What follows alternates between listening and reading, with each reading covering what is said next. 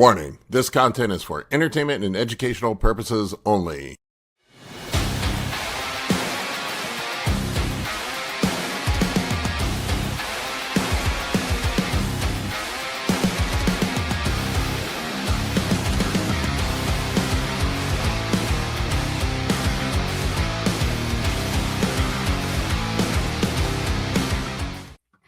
What's up, everybody? Hey. Good morning. Good morning, everyone. 5 days to Arnold UK.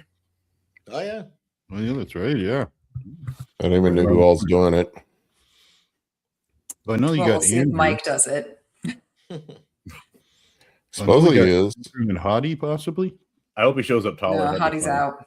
No? Yeah, Okay. I think, is Jack doing it? Andrew Jack's? And Martin, right? Martin's doing it for sure. I believe so. That's what I had heard.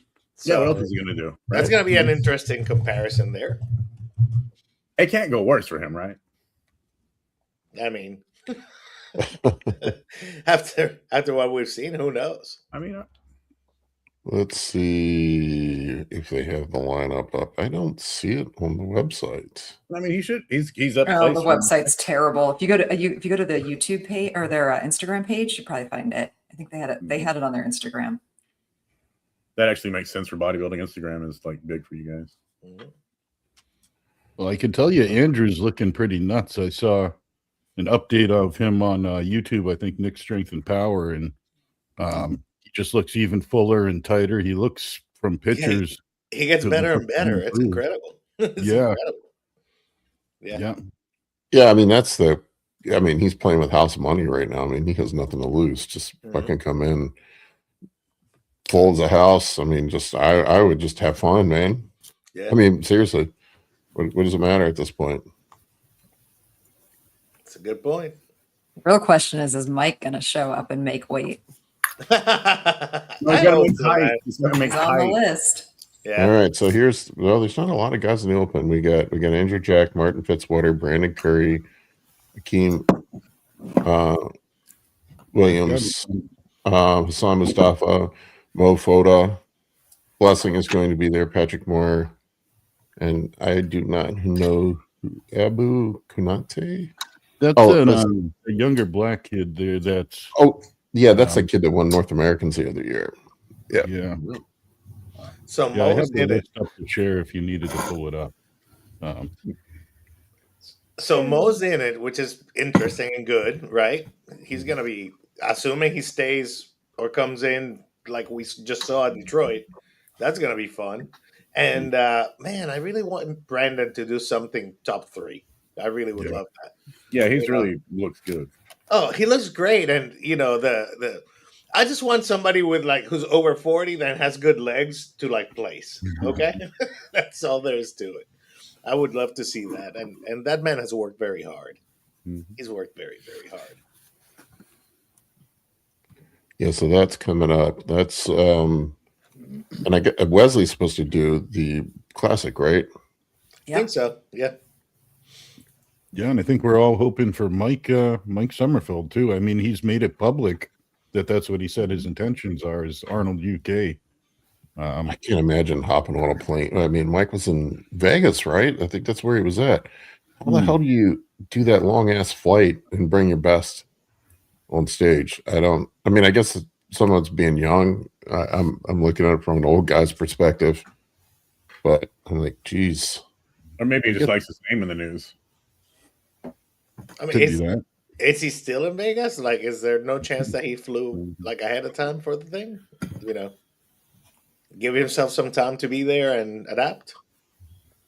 Yeah, I don't know. All I know is I think it was just a few days ago he fully said he was in, where that was his intention. So we'll see. I'd like to see him, be compared up to Wesley. I think that'd be pretty cool. They got different looks too. You really kind of break down what kind of classic look you're looking at, and they're different individuals for sure. You got the longer, taller, conditioned look that you get with Wesley, and then you got this shapely, one of a kind Mike Summerfield, who knows how to bring the condition in as well. So it'd be interesting to see them at their best and what's the differentiation of what the judges are going for. between two different classic looks. You know what I mean? Mhm. Tina said she saw him in Vegas last weekend. I get the feeling with Mike, he just kind of goes whichever way the wind's blowing. I don't know that there's a big grand plan for a lot of what he does.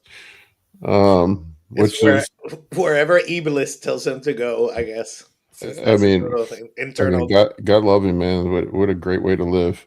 Mhm. I'm curious I am curious to just quickly ask what you guys think because of his strategy. You know, Amy and I talked about it earlier a while back about his coach and him seemed like they were actually anticipating to get a good height. Like they were bought in, they to get a good height, they prepped for a taller height and then got bit in the butt when they should have probably prepped for a lower height, giving them a lower weight. You know, it looked like well, they were really heighted him on- higher than he was counting on his height being higher than it was at the Olympia. I mean, that just seems like just a really bad strategy to me. Yeah. Why would you do that? It's a bold strategy, Cotton. That's all I'm saying. And it didn't work. Bold strategies often fail spectacularly. I mean, absolutely. I mean, I wonder why they thought that it would go like in that perfect direction for I don't know. It seems like a silly hope. Somebody with some connection somewhere probably told them, hey, they're going to re-height you in or get you in a little bit taller at this show. And they believed it. And they believed it. Yeah, and they believed it. So, yeah. I mean, it's just like a guy to lie about 2 inches, right? Is it 2 inches though, or is it like a quarter of an inch? Yeah, well, I mean, I think in reality, most people who have been standing next to him, who are also honest about their height, say he's probably closer to 5'7", but he thinks he heights in at 5'9". Mm-hmm. So, but from what I understand, the IFBB, and this is what I've been saying they should do, evidently where they were taking the heights from last year or whatever, and that's what you're using for the next couple of years, and then you can re-height again. So that's why he got caught with his pants down, so to speak. Yeah. Well, what would you do in that spot, though? If as Coach Paul, I mean, I could imagine you're just going to be anticipating that you're going to be 5'7". We're going to aim for your weight to be at that 5'7" mark. I mean, the more I thought about it, I think Amy was right. It's just silly of the coach to even not have a backup plan and say, hey, let's just go for the lower height. Let's go for the lower weight. And if we get judged at 5'9", I mean, weighed in at, heighted in at 5'9", that just gives us more wiggle room. It's just a benefit. Well, they allow him to weigh in 2 days early at pro shows. So it's not like you didn't have time. The Arnold doesn't. The Arnold's a one-day weigh-in, and his coach actually was on a podcast saying that if he'd known it was a one-day weigh-in, he wouldn't have let him do the show, which means he knew that it was going to be tough. Yeah, Yeah, 2 days kind medically of like a safer. save your own skin type of comment too. What was that, Mike? I said that honestly sounds like a kind of save your own skin kind of comment that you would make on podcast. I mean, who's his coach? Neil Hill. Neil. Neil Hill. It was on a podcast though that came out probably 2 months ago. It was a while ago. Like it was one that came out. It wasn't like it was really close or it was after. It was actually really far before, which, even it was kind of a worse look. Yeah. Gun Melgill says, yeah, he waited until 11 and had until 12 because it was. So I guess even if he'd wait in like right when they opened, like right when they were allowing him to come in, that would have given him at least a little more time. But it just seems all around. I agree with you, Dave. Like it looks bad on everybody because of the way it went down. It just seems like extremely not thought out, mismanaged strategy. I'm just picturing how this went down. They probably talked to somebody who knew somebody who said, "Hey, bro, we're going to get you in. Just come in big and full. We'll height you in at this." And then they didn't re-height him there, and he from what I understand. And then he was like, what the fuck? So whatever his strategy was, laying on an inversion table, wearing a hairpiece, I don't know. Never place all your bets on that one person who says they're going to do you a favor. Yes. One thing I know that I've heard of guys doing this. I'm not saying I've told guys to do this, but I've heard of guys doing this where they put heel lifts on their socks when they get on the Hey, Well, according to Arnold UK Instagram page, as of 1 day ago, he's in. So okay. So we might get that rematch after all if he weighs in. Now, if he hadn't talked about it so much and made such a scene about it, like nobody had ever said anything about it, how long do you think this height thing would have gone on without being rectified? Probably a lot longer. Yeah. This is also the same dude who missed the registration time for the Detroit Pro because he didn't realize that West Coast time was different than East Coast time. Yeah. Hour late. America's all one time zone. he does kind of strike me as the sort of person who, if he has a belief about himself, it would be hard to convince him otherwise. That's Right? called illusion. Even if facts and math are prove the point. I mean, he just seems sort of like you're a freewheeling friend that's just living life and doing whatever, and just happens to be a bodybuilder. He has very excited young boy energy. Just, Well, Wesley was calling him out on it ahead of time too. He did on one of his. It was a couple weeks before that he said he was going to come in at 6'4" because what do oaks do? They grow. I was like dying. Like I was laughing out loud at that. Could you imagine Wesley missing his timelines and miscalculating his height? Oh, no, absolutely no. not. No, he's not the type of guy that would do that. Well, he's 6'2". He doesn't have to. So there's no like he's as tall as you get. 6'3", I think is where is what he told me they hided him in at. No. Yeah, he's tall as shit. Yeah. So he's taller. I mean, I talked to him briefly at the Detroit. He's definitely taller than me. Oh, you're bigger, but he's taller. Yeah. I don't know if that I'm bigger, but well, muscular. Well, I'm gonna say when he's just fatter, maybe. When he's not on stage and he's just moving regularly, he's got that sort of like that tall guy slump to him where he just doesn't really feel like he wants to be that tall. Right. Yeah, hunch over. I just think guys' stress levels would be a whole lot lower if they weren't constantly worried about how to get taller, and they would probably look better on stage. Who are you calling stressed, Tanya? This is why you just do the open and don't worry about it. You just get as big as you can fucking get. It would be stressful though, because I know, I mean, even for me, like I've heighted in at, I mean, it's never an issue because in my, bikini, it's 5'7" and over is the highest, the tallest height category.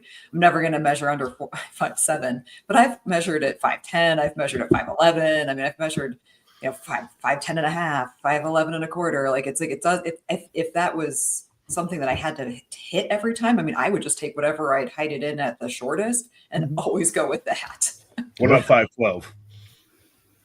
12. 5'13" is what I'm going for. I'm going for 5'13". That's goals. I had thought about for a minute doing classic, but then I had them height me and they heighted me in at 6'1" and some change. And so it's a tighter weight cap. I'm like, if 6'2", because then it would be like, I don't know, is it in the pros? I think it's 248, something like that, which is right where I landed. I just want to know how much weight you lose per inch of height, or is there like a It's like 7 pounds. It's pretty significant. Oh, 7 pounds. For like half inch. It's wow. Okay. It's not insignificant. No. That's a lot, especially when you get your height. I mean, based on how much like synovial fluid you might have at any given time. I mean, your height can vary like literally a quarter of an inch or something. Sure. Yeah. Every one of those little mechanisms at every show, every place I've ever been to measures me at 5'11". But when I go to my primary care, they always measure me at 5'10". And I tell her, like, your thing is wrong because I'm 5'11" everywhere else on that exact same device that you're using. But this is for the NPC. So 6'1". Well, no, this is before they raised the caps. It used to be mine. Well, 6'1" it's 235. That's the cap. Yeah, all I know is ultimately I'd be talking to my client, making it very simple, and it'd be, what did you last get heighted at? 5'7". Then we're going to prepare for 5'7". Just simple. And if not, you're just going to, why gamble anything? Why bother do that? Yeah, I mean, that was a tens of thousands of dollars error. Yeah, yep. And a lot of time. He could have spent that time in other efforts. It's not like you're going to get that time back. Or hundreds of thousands. Has he competed this year? don't think No, this year. I not yet, think he but competed there's only been Think so. really a couple of shows. Okay. There's Well, really I mean, many opportunities. he missed the Olympia and he missed honorable, right? No, he Well, he was competed in in the the- Olympia. Oh, he made in the Olympia. Yeah. He missed another. Yeah. Okay, sorry. He just had to cut very aggressively. He didn't have a great look when you're Yeah. trying to drop that kind of weight. Right. So here's the way they word this shit is so confusing. So here it is, I'm looking at like where what, and the IFBB is 10 pounds over the NPC. So up to including 6'2", which I don't know, is that me? Or up to including 6'1" is 224. Up to and including 6'2" is 232. Oh, yeah. So, okay. Yeah. So you're up to 6'2", including 6'2". So you'd be 230 what? 232 in the NPC, 242 in the pros. Right. Yeah. Okay. So it sounds like you can get up to 242 because you're 6'1" and some change. So you're up to Yep. 6'2", including 6'2".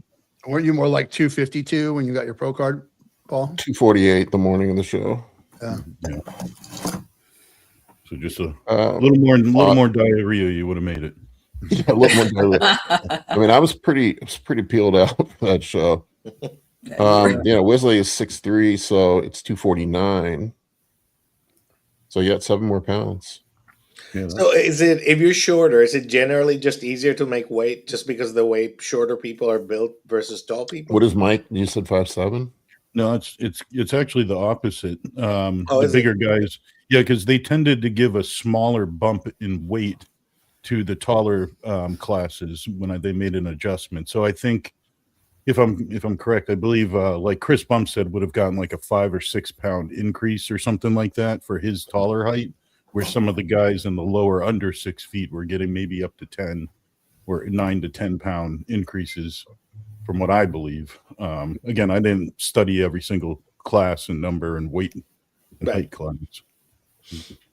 Yeah, I'm just looking at the NPC. So What's you said 5'8"? 5'8" is 187 in the NPC. Oh, nice. Selfishly asking for that number. So you said Mike is 5'7"? I don't know what he is. 5'9"? 5'7". I think it's 5'7". That's he's not- 182. There's no way that dude's 182. No, he was hoping I think to he's allowed- I fight think- be 212. Yeah, didn't he weigh in like a 207 or something like that? Was it 206, I somewhere think. close to something like 206? that, Yeah, it was somewhere around there. Yeah, and I think Big number, yeah. No, he's huge. the classic caps, the pros, 10 pounds heavier than the NPC, I think, right? Yeah, I think Yeah, that's correct. Yeah. I think he could be up to 197 if he had heighted in at 5'7". I think that would have allowed him to weigh up to 197, I believe, at the Olympia. Was what I thought the talks were. Yeah. Right. Either way, he's that guy that's right on the edge. He's that guy that makes the difference if I'm going to be able to make it stepping on Yes, stage. I did at 5'8". That's would be 198 or 197. Yeah. Okay, so that makes sense. So yeah, he would have been 5'8". So can he move up a division? Is that what you think he needs to do, or does he just need to figure out his height? What do you? Well, I mean, now once they height you, you're heighted. That's how they do it. Oh, okay. So then we know. Then he knows exactly where it is right now. No matter Yeah. what. He knows what to target. He knows what to target for. I don't know why that wasn't clear to him. It was full of hopium. Opium. Yeah. And who knows? It could have been coach said, "Hey, bro, that's not a good idea," and he pushed it. I just can't imagine Neil doing that. I just couldn't wrap my head around him not knowing how tall he was. Like, unless he got some kind of inside information that, hey, we're going to let you slide in Yeah. and be a little heavier. Or somebody gave him the impression like, hey, no matter what, they want you in there. I don't know if you think- believe it or not, but the rumor was they always kind of gave Chris Bumstead a little wiggle room. yeah, absolutely. Listen, it's a pageant and it's a popularity contest. You want the most popular people there. For sure. Yeah, I think he just thought that the ruse was just going to continue. I mean, I kind of wish they would at this point. He looked really good the year before. No, screw that. You play by the rules. Yeah. Exactly. Yeah. That's exactly the opposite of what you want to encourage, is somebody coming in and cheating continually just because they look good. Yeah, Like, that's- awful. Yeah, Judges it's were not cheating. He was just terrible. following their lead. Well, if he's going to be as la-di-da about it, like his height and the rules, I hope you miss it by 1/8 of a pound. I mean, I could care Exactly. less. You either make it or you don't. And that's the reason why even pull the scales out? Why pull the tape measures out if we're not going to follow the rules? Yeah. I mean, Yeah. because again, like I thought about the other side of the coin is look at guys like Urs, who sat at the bottom of the top 5 of Classic for a while. And if you had given him 4 pounds of leeway, he might have been one of these years Mr. Olympia Classic for sure. Yeah. I mean, I'm almost certain of that. So it's again, there's a big difference. A couple pounds for these guys could have made a big difference. Like Wesley could have had a huge challenge at the Arnold if he had to have gone up against Mike regardless. So, I mean, these guys work way too hard to get cheaped out by a quarter pound by some other competitor that's standing on their tippy toes or fluffing up their mohawk. Yeah, I mean, follow, and then all the rules or follow a different sport. and then it's Pandora's box, because if you do it for him, then everyone else is going to be like, well, I'll come in a quarter pound. All right, quarter so inch. this is the one rule bodybuilding follows all the time. They must height Wesley at 6'4". I mean, yeah, I believe that he's under the cap now. I didn't even think about it. I had no Yeah, idea. because he said it says here that his weigh-in was 230, 249, which would be the cap for 6'3". And he said he was 6-7 pounds under the cap, so which would be 256 for 6'4". So they must have him heighted at 6'4". I don't know. I just Or he could have been like 6'3¼ or something like that. Is because he's allowed up to 6'3", including 6'3" would have been the weight cap below, and then 6'3¼ and above or whatever Right. would be another weight class. no, yeah. It says for this is okay. So that's how I'm always confused about how they. Yeah, how so they let's do say it. let's just say he's 6'3½". What's the weight cap for that ball? 240s or something? 256. 250. Yeah, so he must have been 249, 7 pounds. Yeah, let's just say he got heighted at 6'3¼ Doesn't have to be 6'4". That's going to get him in that range. Okay, so he was still 6 pounds under. Yeah. 7 pounds under the cap. Yeah. He Which is looks so crazy. good this year. Looks so good. Yeah. 7 pounds of meat's a lot of meat. Okay, so I see up to and including 6'4". That makes sense. Yeah. So like if you're 6'3" right on the button, then you're in the if you're 6'3" in 1/8, then you yeah, right. Okay. Yeah, that's just a weird way of reporting. He just it. had to break 6'3", basically. Yeah. Well, I mean, he's definitely taller than me. Standing next to him.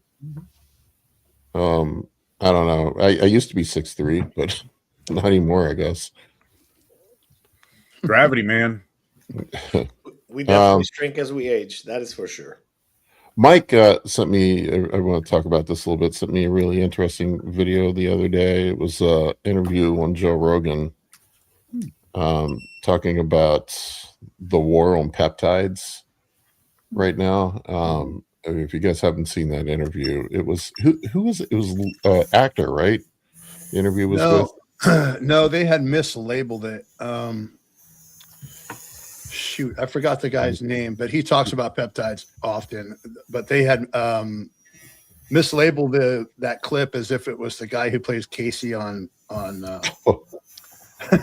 Yellowstone, because he had Yeah, that's definitely not him. a day or two earlier. Yeah. Yeah, we just watched it, and I forget the guy's name. Yeah. He's been on anyway. a few times. Yeah, it was really, really fascinating talking about this, and I didn't realize this. The GLP-1s were developed by public funding at the NIH. Yeah. And what is that noise? Yeah, so he's got a weird buzzing noise happening. That was aggressive. Yeah. It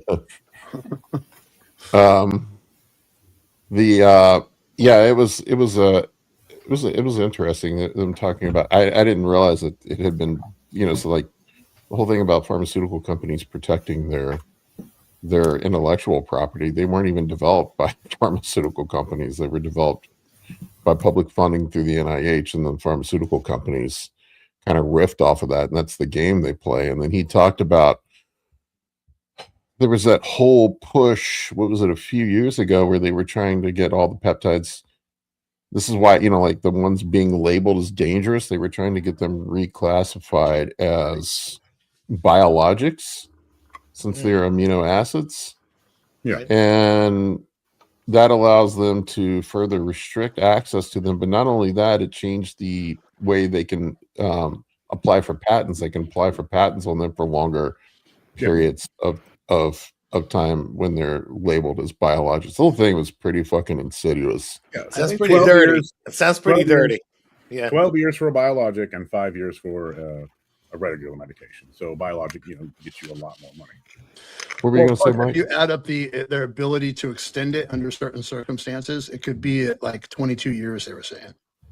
Wow. Yeah. The guy's name is Brigham Bueller. Oh, okay. Brigham Bueller. Yeah. 3 days ago, And it's he about is, 2.5 hours. He's the Ways Too Well guy. Yeah. Yeah. It was an excellent interview, and it was man, just a crazy, it's just pretty insidious, like the stuff that's going on. And then like he was talking about, I don't remember the exact situation, so I paraphrase here, and excuse me if I've got this wrong, but Mike, you can talk about it. But he was talking about the situation with them claiming safety about peptides coming from China, and everybody's in the stuff knows that most of these stuff are made at the same, for the most part, out of the same place in China that makes them. And behind the scenes, while they were claiming that the stuff was dangerous and potentially not manufactured to the same standards, wasn't it Eli Lilly that was trying to buy the manufacturer in China that makes the majority of the peptides? Yeah, it was Eli Lilly who was negotiating the purchase of this Chinese peptide factory while telling us that Chinese peptides are unsafe.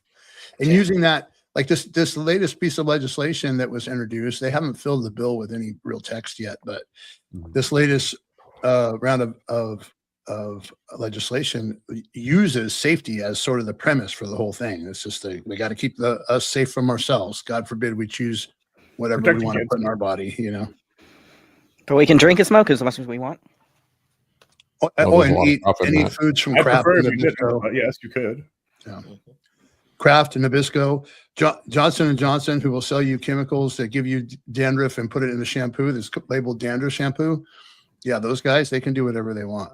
Yeah, one of them poisoned children with formula in third world countries. Yeah, but the interview was really, really, really good. So if you want to look it up, it's on. You can look it up. The short clip that I watched was on YouTube. It's called "The Dangerous Precedent Behind Big Pharma's GLP-1 Patents." It was, look, we all kind of knew this stuff was going on behind the scenes, but it's pretty fucking crazy. Well, I mean, and to be fair to the retatrutides and the biologics guys, they won that in court. It wasn't something they just paid for. They had to win. They the state tried to, or the government tried to say you're only 5 years, but the court decided this is a biologic because they are doing peptide manufacturing places. I'm not that familiar with the process of getting these things. I'm only vaguely familiar, I should say, with the process of getting these things approved. And after their last round of trials, they're like ready to complete an application. And my understanding is they haven't completed an application yet, which seems strategic to me because I feel like they want to go after all the black market manufacturers of retatrutide first to make sure that they have the most profitable launch of the product that they could possibly have. And then, you have the Trump RX thing happening. And, Eli Lilly was standing up on stage when he made the announcements, and they've been like the biggest, one of the biggest proponents or opponents of peptide technology. And so far, like even Secretary Kennedy hasn't said much about this particular bill and what's happening right now because he's always been, a staunch supporter of peptides, and for him not to be saying anything about that bill, it just makes me think there's some backdoor dealings going on there with the Trump RX and the Eli Lilly thing. And look, we'll give you a successful launch of that. And then he looks back at the Eli Lilly CEO when he's making that announcement, talking about in the context of GLP-1s, and he looks back and says, "We're going to make it where everybody can afford it." Wink, wink. Kind of put him on blast right there on the stage. Right. Wow. Well, here's the question: has anyone calculated how much we're going to have to spend in healthcare costs for a 70% obesity level in the country, and then how much money we're going to save if these things actually cure it? Yeah, I mean it's pretty significant, but Well, I mean, go ahead. go ahead, Mike. Well, I said, or how are we going to pay for the fallout of this 10 years from now when we realize the long-term damage this is doing to people's metabolism, right? There's just so much. Another I solution. don't know. Sell another solution, right? Yeah. Perfect setup. Yeah. Cronyism gonna crony, I guess. Ultimately. Yeah, I'm even to the point now where I'm scared talking about this shit on YouTube. That's how crazy it's gotten. We love Eli Lilly. Eli Lilly is. Yeah, we don't want like Men in Black showing up in front of our doorsteps, man. Excuse me, we would like to talk to you. Please get in the car. It's like, nope. No. This is an interesting one. Guman Gill, there's a dogma now that Red is even catabolic with training in PEDs. Yeah, I know there's some coaches. I think some old school coaches out there that are talking about this, and I look, it's complicated. If you can't eat, you certainly aren't going to gain muscle. I've experienced that myself, but I've also seen quite a few clients that are running GLP-1s and have gotten massive right now. I mean, I have one client that put on 60 pounds this off season running GLP-3, and clearly it didn't impede his ability to gain muscle. And I would think improving insulin sensitivity, improving liver health, improving pancreatic function are all going to be a benefit for your growth phase. I would assume, assuming that you can eat and you don't have gastric emptying isn't impacted so negatively that you can't put on size. I just have not seen that be the case. I think that the antidote to GLP muscle wasting is HGH. So when we're talking about our cohort, we're talking about people who are regularly on super physiological doses of HGH. You're not going to have the muscle wasting that you have in the general population. And it's pretty hard to muscle waste on 3 grams of gear and 12 IUs of HGH. Right, unless you're right. No, I was gonna say Barbell Medicine did a good breakdown on why the GLP tests were good, but this is why you'll see the level of muscle loss. And if you don't resistance train, you will get some muscle loss. And a lot of the quote lean mass loss is good because it's like intramuscular fat, things like that. Well, it's like 10 minutes. It'd be interesting to see if they start prescribing HGH with GLP-1s. I think that would be, I mean, that would make some sense. Yes, please. I'm in favor of it. I'd have all kinds of muscle wasting going on. That was good. Anyway, enough of the political rant, I guess. But I don't want to get too political. But yeah, there's definitely, as my father always used to say, just follow the money and you'll find the answers. Yep. Pretty much everything in the world comes down to drugs, sex, and money. He who makes the gold makes the rules. Yeah. It's like 3 of my favorite things you just mentioned. They are everybody's. That's why they rule the world. Yep. The 7 deadly sins. Let's grab some questions. All right. Let's start off with our member questions from Spencer. How to prevent post-diet binges? Low fat, low carb, high protein to maintain satiety if prone to binging. Well, we just talked about one possible solution. That's one good way, yes. High protein. Proteins, you're out, is what I would always say, right? Proteins, you're out. Sweet. Like protein shake. What do you want to? Or just take a GLP-1. Well, but there, I mean, even with that, there are definitely things that, happen physiologically after you've been in an extremely restricted state for an extended period of time, specifically post-show. It's not just the physiological hunger, it's psychological hunger as well. And even with a lot of GLPs, like you can still have cravings for things. And there's a lot of your body is craving, also getting back to a certain set point if you are extremely lean. I think, Dave, you said self-control or, discipline. That's important too. Discipline is what Dave said. Yeah. You're knowing that it's going to happen or knowing that you're going to have these cravings, I think is really key. Something Dave and I talked about just this week was, even in that state, like even if you eat the whole pack of Costco cookies, you're still going to be hungry. Yeah. I know. I've done it. That's why I brought it up. Well, I just look at the word binge, right? And it's like that's kind of a controllable situation. You can make sure you're not putting yourself in a binge. Like if you're able to be controlled to get yourself dieted down to a destination that you want to be at, you should allot for some discipline to balance it back out. Now, there's a thing or two of having snacks or off meal plans or post show, enjoying a little bit of free foods, but there is no room for binging. So you just don't do it. You know, if you want to ruin everything you already put work towards, and then everything you have potential to work towards after a show or after a cut, you can't binge. You got to find a way to just kind of, utilize a few snacks or a little bit more easygoing in your diet, I guess. But binging is just, can't do that part. You're just going to ruin everything real quick and get yourself probably sick. I think You gotta going know- outside is a good one if you're coming out of a depressing diet. You know what I mean? Get some What was sunlight. Go outside and get some sunlight, get some activity Absolutely. Yeah. with And just sunscreen. and just focus on, well, sunscreen's going to stop you from getting the stuff you need from the sun. So, After 15 minutes. yeah. Yeah, Punctuated bouts of short-term sun exposure all day will help. But leaning sun exposure on- got me 2 cases of melanoma. yeah, if you're prone to That's why I said melanoma, sunscreen bar. if you're prone Almost- to melanoma, watch that. show. Almost died. But lean on So those high feelings about quality. that. Lean on those high quality foods, just more of them, and especially protein, because a lot of that appetite drive is driven by your body wanting to regain lean mass. So lots of protein, high quality, high volume, nutrient rich foods with a little bit of indulgences you've been missing. Like, don't start with the indulgences, otherwise you'll just keep going and going and going, because your body's not really looking for that. It's looking for energy and nutrients.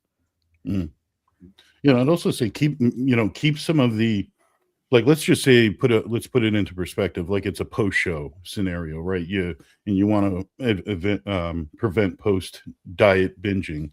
You know, try to keep a lot of like the habits that you've built already in play through the rebound. So like that might just be simple as like wake times and not pushing your meals back further.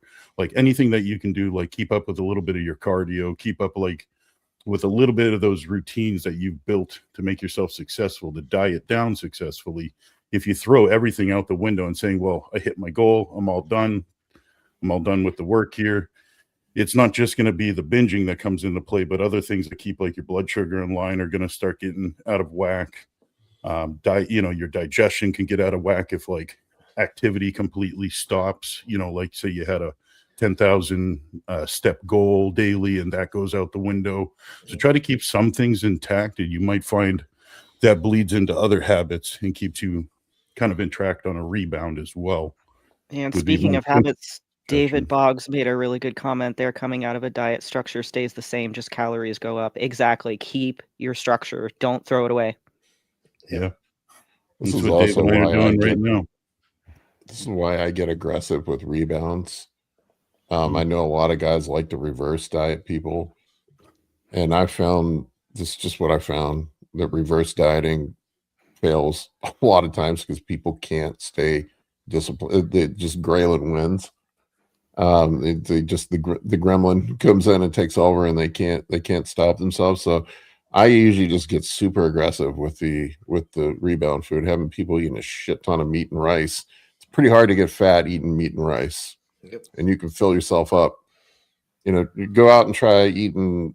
If I told you you could have as much top round sirloin and rice that you had, I would be willing to bet that you probably aren't going to get that fat off of that. Or even white potatoes, right? Something that's even more satiating and more filling. Yep. Yeah. Some fruit. Bring in a sweet fix with a lot of good nutrients. Yep. Well, that's how we do our high Fiber. days. Lots of fiber, right?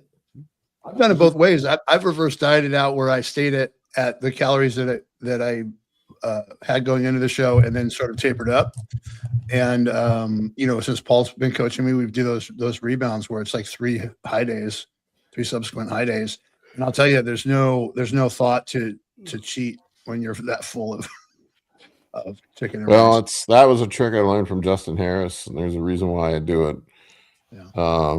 It's just, get people full. You come after a show, because usually well, it's after a show or coming out of the diet, usually that's when the bender starts. People have one binge meal post show, and then it turns into a full week, and then that week turns into a month, and the next thing you know, you're 30% body fat in 6 weeks.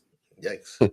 So Hey, I got to jump off early, guys. I'm sorry to bounce on you, but yeah, no problem. I'll catch you next one. Okay. See ya. Dave. See you, Dave. All right, what do we got next? Next one is.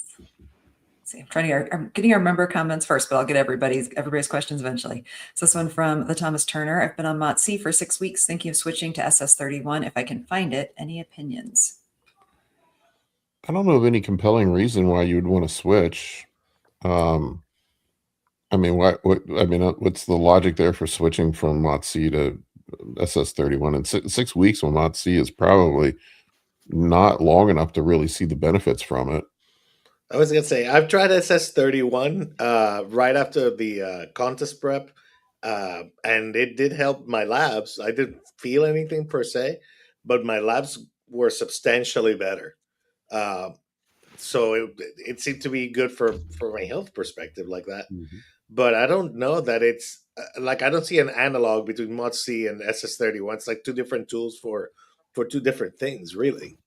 Yeah, they I don't know. different things. Yeah, I mean, what's the objective here? I guess would be my question. Like, what are we trying to achieve? I mean, Give us some context. I mean, yeah, SS31 is for mitochondrial repair. If you suspect that you have any mitochondrial damage, then potentially, but it's MOTS is more for fat burning and increase in metabolism. They really do two different things. They aren't interchangeable. Yeah, like one fixes the engine, the other one revs the engine, I guess. Yep. So, I mean, my understanding of the best protocol and also the way these things work is that SS31 is for mitochondrial repair, and MOTS is for mitochondrial performance. right. And what the best protocols are to run SS31 for like 4 to 6 weeks, and then put in the MOTS because now that your mitochondria is functioning properly, theoretically, that why would you put a supercharger on a broken car, right? There's no reason to start with MOTS if your mitochondria is not functioning properly to begin with. I just started a SS31 cycle as of today, as a matter of fact. So I'll report on that for you guys because I had blood work done, and let's just say that it's time to. My coach told me to get in a health phase for 8 weeks. So is your next step if you start these MOTS and SS31s to start adding high intensity cardio so you can increase your number of mitochondria, or you just kind of let it ride? I'm gonna let it ride. I do fasted cardio every single day, 20 minutes. Like Yeah, that I mean is high intensity type non-negotiable. sprints and stuff, so like Amy does on her bike and stuff. Oh, You know what's great for fixing mitochondrial function? A Trend? calorie deficit and HIIT cardio. yep, Yeah, does the same thing, really. that'll work. All right, what do we got up next? All right, we got from Psycho. Why does Retta not work on me? I only get side effects. I'm going to just say there are many different drugs for many different reasons. This is why we have like a dozen different high blood pressure medications and cholesterol medications. Like not every medication is the right fit for you just because it's the hip thing or everybody loves it. If you're not getting the effect you want, try a different GLP. I think I prefer tirzepatide personally over the R word. I've been on it. The problem I ran into with the R word, which is the dirty word we can't say on I know, right? Yeah. YouTube now. The issue I ran into with it when I personally tried it is my pulse was just so elevated, even on small doses. And it made me anxious too. I think probably, a lot of stuff makes me anxious, but it definitely pulse being up would probably increase your chances of anxiety as well. Yeah, I mean, it did have a more profound impact on my blood work though than tirzepatide did. So yeah, some things don't work for some people. Just how it is, man. Yeah. Well, I mean, do you try the mix thing and people talk about where they do both, or you just stay with your current set? No, I haven't tried that. A lot of people are coming up with different cocktails, and adding, cagrilintide or, the guy who lost his channel that we don't talk about, he has a bunch of different protocols on a website that we can't talk about. found on the other streaming platform that we can't talk about. Mhm. Yeah, This try it morning, out. Broderick called it retarditide, and I can't stop thinking about it. I can't stop thinking about it. I was laughing out loud. I want to talk He about said it Project. twice. I want to talk about Project. He seems like the state of Alabama personified. Is he from Alabama? No, No, he's from Delaware. No way. Broderick. Where is Broderick he? is extremely, extremely intelligent and articulate. Oh, I believe that. No. I'm not saying he's stupid. Like he's like country wise plus wisdom. Plus he's smart. Oh, No, he's from Delaware. I've had Broderick on before. He cracks no, he's me very, up. My God. very practical, straightforward New England attitude for sure. And he is funny. Oh my God, he's Yes. funny. I'll never forget when I had him on my podcast, and he said, you know, you talked about gurus on social media, and he's like, you know, when you have a triple digit IQ in a room full of double digit IQs, you seem like a genius, but that doesn't mean you're a genius. The land of the blind, the one-eyed man is king.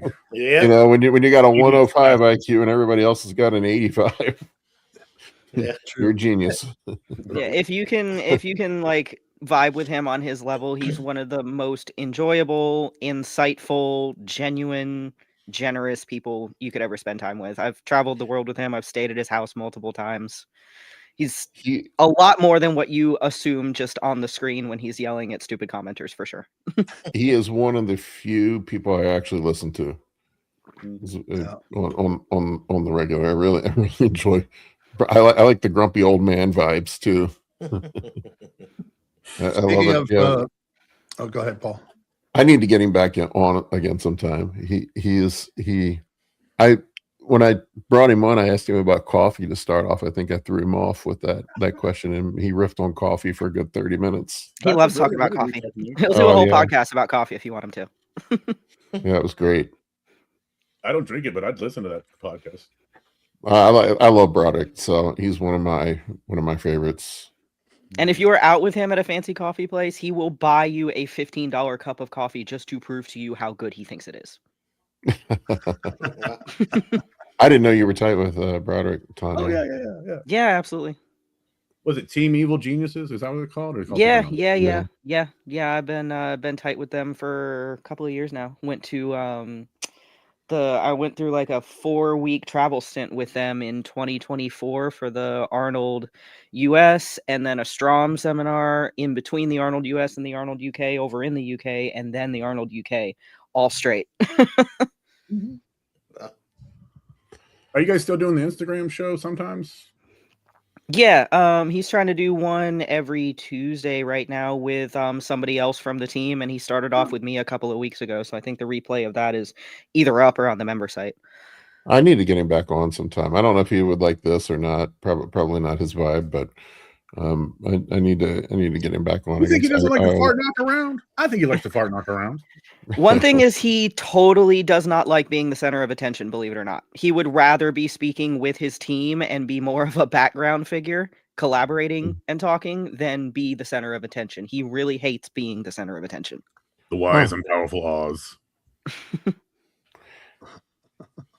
All right, what do we got next here? Next up is going to be from Brennan. Good morning, guys. My question of the day is Tren Hex worth it? Seems like a very expensive Tren E from what everyone has to say about it. He's also a fan of Tren A. I just would run Tren Ace. I like Tren Ace myself. Yeah. It's quick in, quick out in case you run into problems. Shorter ester, more active compound. Yep. Tren Hex is a really long ester from what I recall. I think it's like 12 days. Oof. Something like that. I don't recall it off the top of my head. But for vacations, we need to be high on Tren. Like, jeez. But yeah, if you get yourself in trouble on Tren Hex, you're stuck with it. But Parabolin was the original Tren Hex. It's what everybody ran back in the 90s. Just stick with Tren Ace. Yeah. Not worth the risk of getting stuck with it. So that it's a half-life of 8 days, Tren Hex. Is it? Yeah. Yeah. So 5 half-lives to eliminate, so you're talking about 40 days. Right, a You get vacation. yourself in trouble. And 40 days to peak. People always report less side effects with it, but what they don't realize, it's such a heavy the ester's such a heavy molecular weight. It's like a third of the compound. I think the old school trend hacks, the parabolic, what were they, like 76 point whatever milligrams? Somebody's with autism is going to correct me on that. And then it's like actual 50. I think it worked out to be exactly 50 milligrams of active compound. That's why they came up with that weird ass number. Yeah. So you're talking about like it's like a third less of actual compound in this. So you have less compound and a slower half-life. So it's not, they're 2 weeks in and they're like, oh, I feel great. I don't have any side effects. Well, motherfucker hasn't peaked yet. That's why. And when you do peak, it's 40 days out. So that's enough time to lose your job, lose your wife. Oh yeah, That's enough time to flood the earth. You know what I mean? yeah. Lose the mortgage, everything. Just run ace. Yep. All right, what do we got up next? Money, so he's happy. Next one is from Sarhi. Finally made it to alive. Thoughts on equipoise versus primo as injectable for a woman during off-season versus prep. Well, if you don't like having estrogen, there's that. I can't imagine. I have heard of women bodybuilders using equipoise.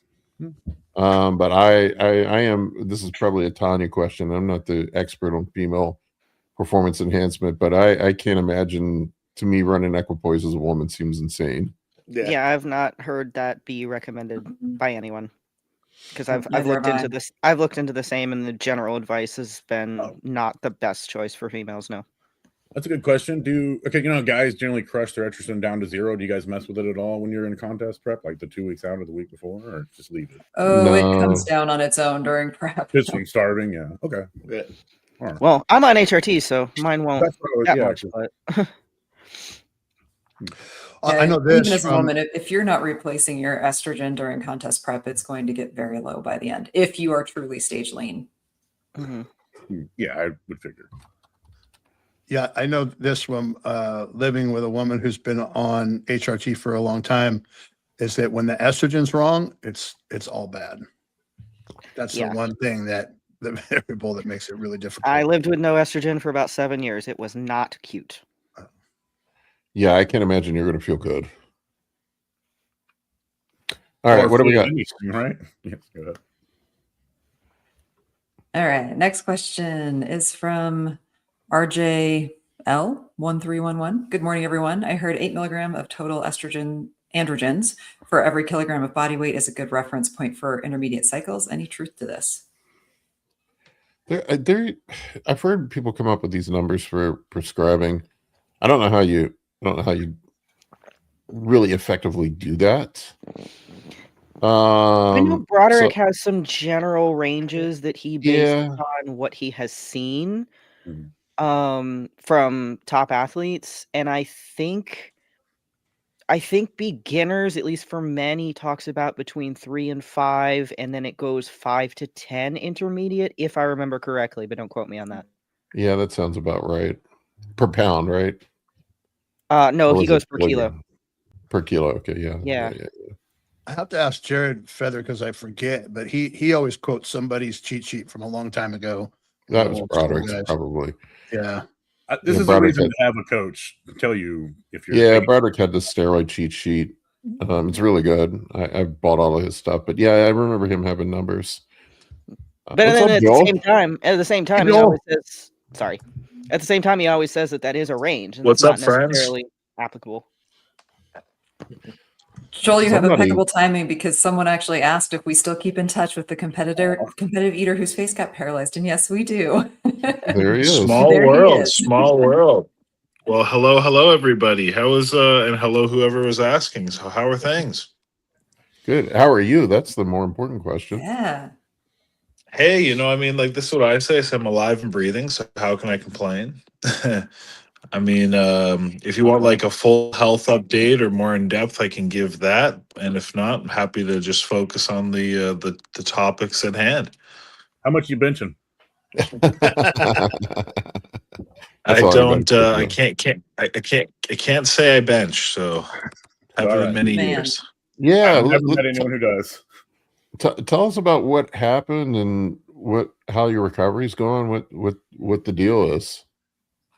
Yeah. So I got Ramsay Hunt syndrome, which essentially is where shingles hits or attacks your vestibular nerve. This causes damage to it, and then ultimately you basically lose, at least in my case, completely the function of one side of your face. Whoa. So the best way I'd put it is, imagine if you like were a toy, like an electric toy, right? And you had a battery for your left, battery for your right, and somebody took the battery or unplugged it, everything stops. So that's like hearing, your vision becomes greatly impaired, smell, taste, full facial paralysis. So it differs from something like Bell's palsy, which a lot of people assumed it was, which is where you just kind of have the paralysis. This is like complete shutdown. Oh wow. So yeah, so it's pretty crazy. Just to wake up one day, no, signs or symptoms, and to have half your face paralyzed, and all those symptoms. I bet you Um, thought you had a I'm stroke. still, yeah. It looked like it. That was a lot of people did, right? Wow. Yeah, Kind if of you a ever have a similar numb or drooping presentation. face, please call 911. Yeah. And did you Yeah, just wake yeah. up one Or day? Is that how it happened? Like you just kind of like woke up and there it was, or was it gradual, or? mhm. No, I literally woke up one day, Uh-huh. and you do this, and it was in full effect. You don't but I didn't even realize it at first, Right. because let's say, if you live alone or whatever, right? You wake up, um, it's like a certain, like it's kind of quiet, right? So I didn't realize at first I was kind of deaf, and I was really like, I thought maybe I was getting a flu because I couldn't really walk. It was extremely like dizzy and not really good balance. Uh-huh. It wasn't until I went to the and then I got up, went to the restroom to try to take a drink, and then I'm like, why is the water falling out of my mouth? So it's pretty crazy. But you just wake Wow. up one day and half the face doesn't work. So Was it yeah. numb So as well, since or just then, paralyzed? no, you can't feel like it's not numb. It's just paralyzed. So the paralysis, like, I would say that, like, if you pressed on it, and even still, it's slightly different. Like, it probably was a little more maybe numb per se, to use that term, but it's not like you can't feel it. You have feeling, you know what I mean? It's just your muscles basically, like I said, everything just stops working. Like I said, even the taste, the smell, everything's pretty crazy. Hmm. Wow. Yeah. So since then, I mean, with the paralysis is a lot better. I can move my face. I still have some. I'm still pretty much almost complete. Well, I would say I'm still probably 70% deaf in my ear. Vision is still not back to what it was, but like at least I can see straight. So I've always had like above average, like 22/20 vision. So I still have that in my left eye. My right is probably more like, I don't know, 16 or 18, maybe like 16/20. Mhm. But at first, like I couldn't see out of it straight, because it was like, imagine you had like someone else's glasses on, Yeah. it's like really blurry. So if I wanted to see straight, I actually had to like close my eye, and I had to manually close it because I couldn't blink for a month or two. Holy Wow. You can So also yeah, make it's pretty. pinholes with your fingers to help you see. Pardon me, sorry. I was gonna say you can also use pinholes with your fingers to help you see like small things when you have blurry vision. Oh, Okay. interesting. Yeah, yeah. No, Yeah. so it's pretty crazy. So Hmm. what's the prognosis? Is it just now a matter of time and it slowly like eventually disappears? Is that how it works? Or resolves? Great question. So some people recover fully, some people don't recover at all. Oh I wow. had a really bad onset. Luckily, I also recovered pretty well considering. Mhm. Um, but like I said, so far, and this is say September, so October, November, December, January, February, March. So 6 months later, the biggest things is still my balance, because it really affects, again, like similar symptoms like vertigo. So my balance at certain times is really not great. So balance, stability, and then the hearing is pretty much the biggest lingering things. Gotcha. And if they ever heal or if it'll change, time will tell. But yeah, until then. So, you definitely, sometimes life happens and you definitely learn, tomorrow's not guaranteed. So I truly say every day is a blessing. I've been saying that for many years, but it'll change your perspective. You wake up with half your face not working. Wow. That is crazy. Yeah, that's wild, man. It makes you realize how precious your health is. It could be taken away in just a snap of the fingers, man. Mhm. It is. And it makes you like, the weird thing too is like even appreciate, like really appreciate the little things, such as like not only, hey, I can get out of bed, because like I said at first, my dizziness and balance was so bad I couldn't walk a straight line. And it's funny, is actually after a little while I was in Mexico and I got pulled over by the cops because I'm walking like this. They thought I was drunk. No, very quickly I was like, I'm just sick, and they looked at me and were very much like, okay, yeah, no questions asked. But yeah, I went from like not being able to like walk straight to like, then being able to walk straight but not being able to jog in a straight line, then to be able to jog in a straight line, like so. And then even just like I said, even the taste, man, like at first you put something in your mouth and you must have like different like the receptors in different places. So like on one side of your mouth must taste more like acidic foods, and then the other side like bitter foods, just as an example. Because I would put something in my mouth, let's say like pineapple, and it would taste like, I don't like, just cardboard. It would taste like weird. So a lot of the foods and flavors I loved tasted so off. And then sometimes the flavors I really disliked, I actually grew to like. So it was, yeah. And during that period of time, now again the flavor has more returned to normal. At least it's still impacted, but it's just like there's certain things like decaf, or sorry, instant coffee tasted better than coffee, like a brewed coffee, which is really weird. Mhm. And then like things like broccoli tasted normal, but like pineapple didn't. Is really weird. So long story short, I wish everybody health, wealth, prosperity. Get sick. Yeah, that's crazy, man. Well, we're glad you're doing better. For sure. The important I question is this: appreciate it. what are you eating out of that creamy? So this is a blender. And I make like fruit ice cream. But yeah, it is really the consistency of like creamy fruit, whatever. A very a special method I use, and it works out amazing. So I'm enjoying a smoothie or ice cream. Sounds like some contest prep strategy. I tell you, it's just fruit protein powder, but basically, so it is definitely the ultimate delicious all-time food. So good. All right, Amy, we want to grab a couple more questions. Absolutely. Yeah, it's enough about me. Let's see what's happening in the chat with everybody here. Let's get this one from Steve Taylor. Any tips for making the chest pop more in men's physique front pose? Lift it.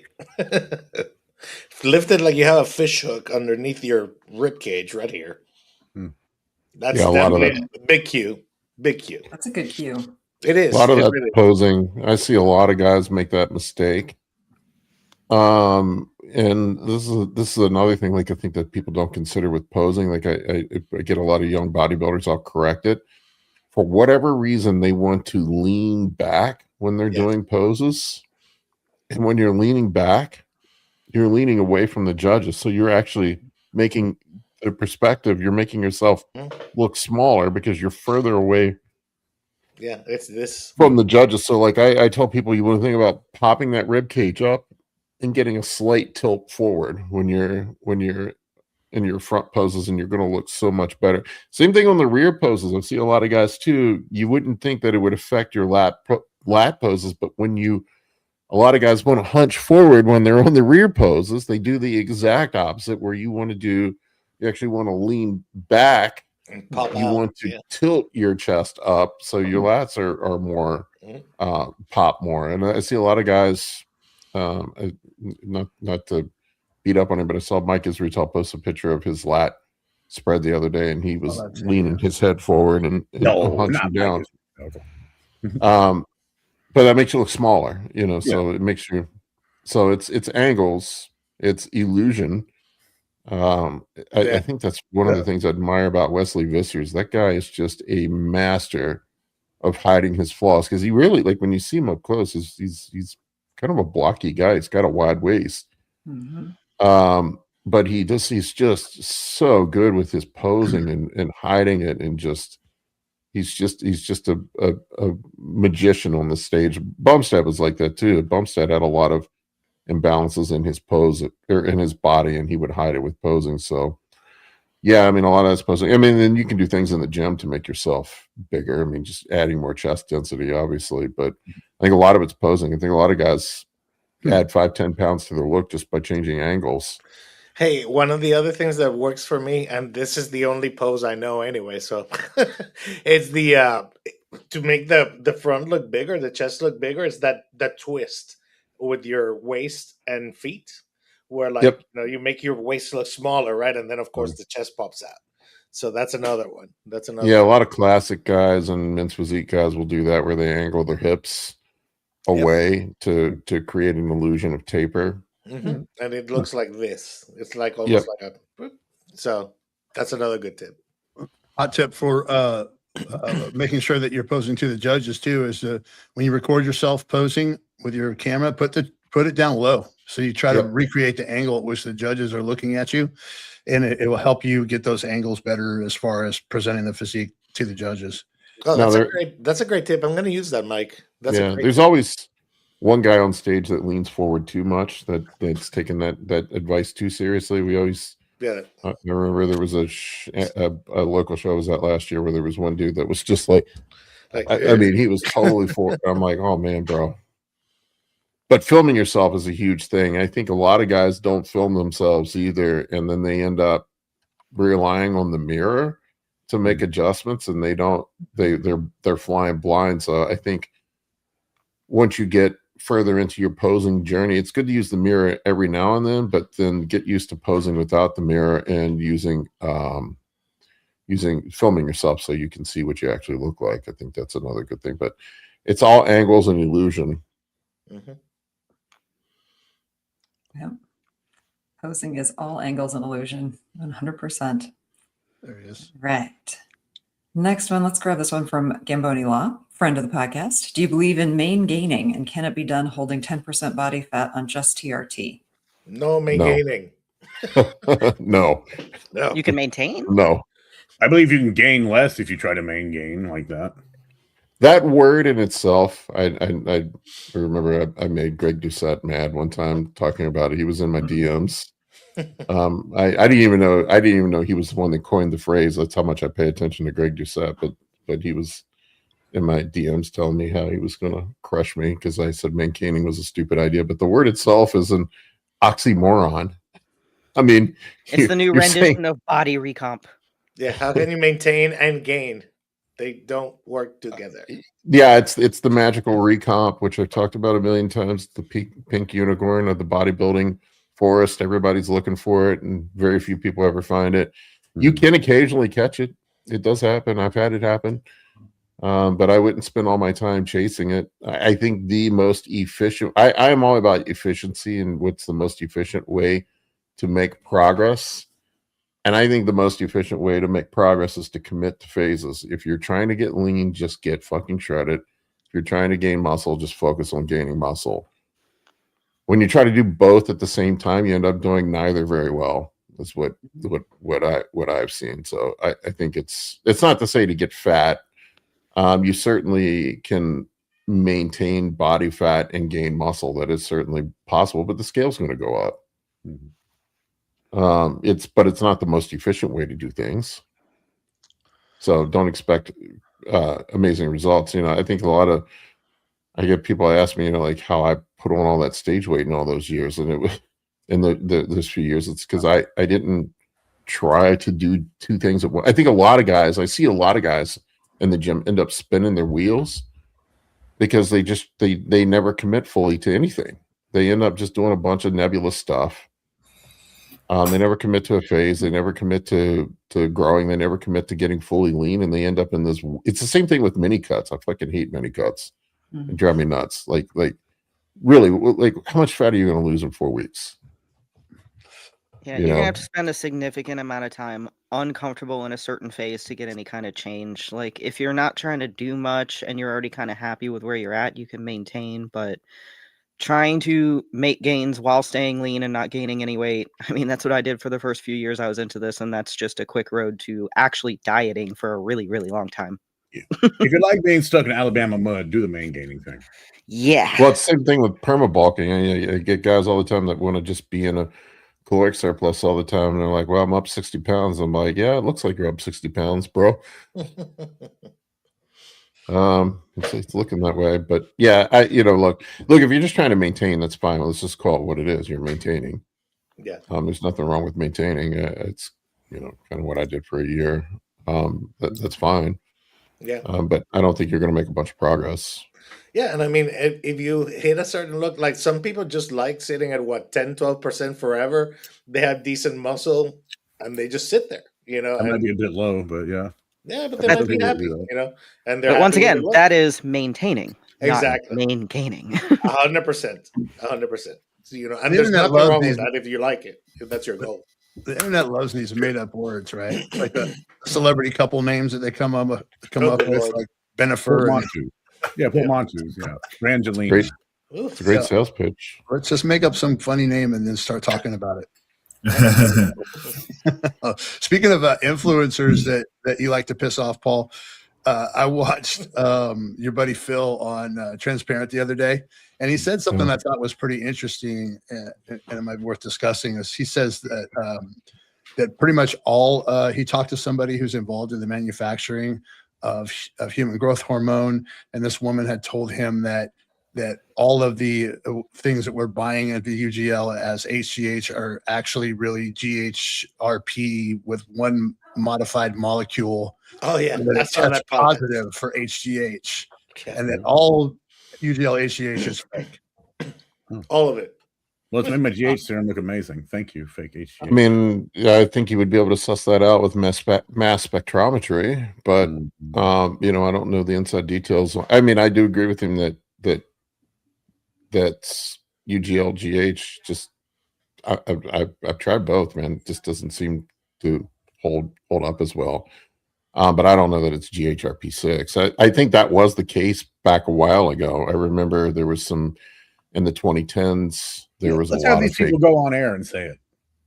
You know what I There mean? was a lot of fake GH floating around in the 2010s. It just doesn't seem. I mean, there's so much testing now, and I've actually seen stuff taken to labs, and you can argue about contaminants and other impurities that are in there, but look, they probably are shortcutting some processes to get the cost down. I mean, they almost have to be.